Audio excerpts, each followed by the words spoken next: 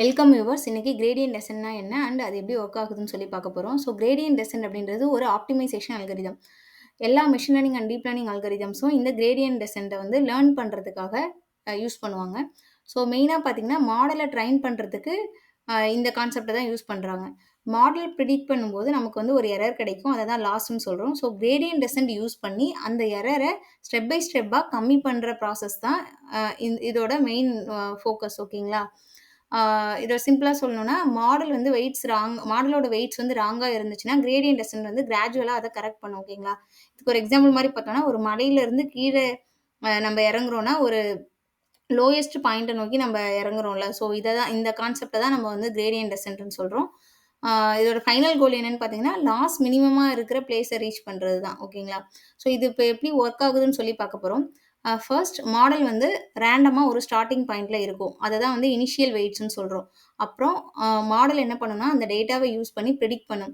So அந்த பிரெடிக்ஷனுக்கு ஒரு error, அதாவது லாஸ் இருக்குமா? ஸோ அத வந்து நம்ம கால்குலேட் பண்ணுவோம். ஓகேங்களா?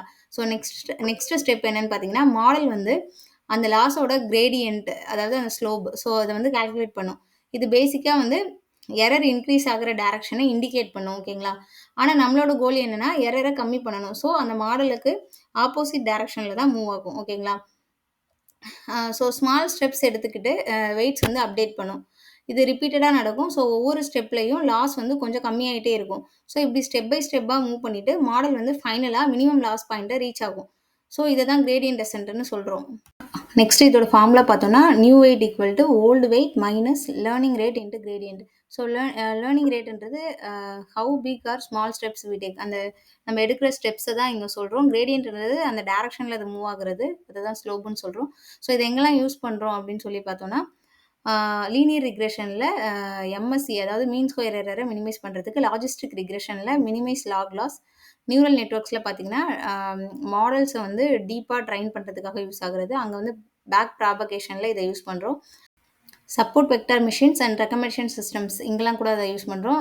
நெக்ஸ்ட் வந்து இதோட ப்ராக்டிக்கல் யூஸ் கேசஸ் பார்த்தோம்னா, house price prediction, image recognition, spam detection, stock price forecasting, இங்கெல்லாம் வந்து இதை யூஸ் பண்ணுறோம். ஓகேங்களா? இந்த வீடியோ உங்களுக்கு பிடிச்சிருந்தா மறக்காம என்னோட சேனலை லைக் பண்ணுங்க, உங்க ஃப்ரெண்ட்ஸுக்கு ஷேர் பண்ணுங்க. Machine learning and deep learning concepts தமிழில் நீங்க தெரிஞ்சுக்கணும்னா மறக்காம என்னோட சேனலை சப்ஸ்கிரைப் பண்ணுங்க. நன்றி, வணக்கம்.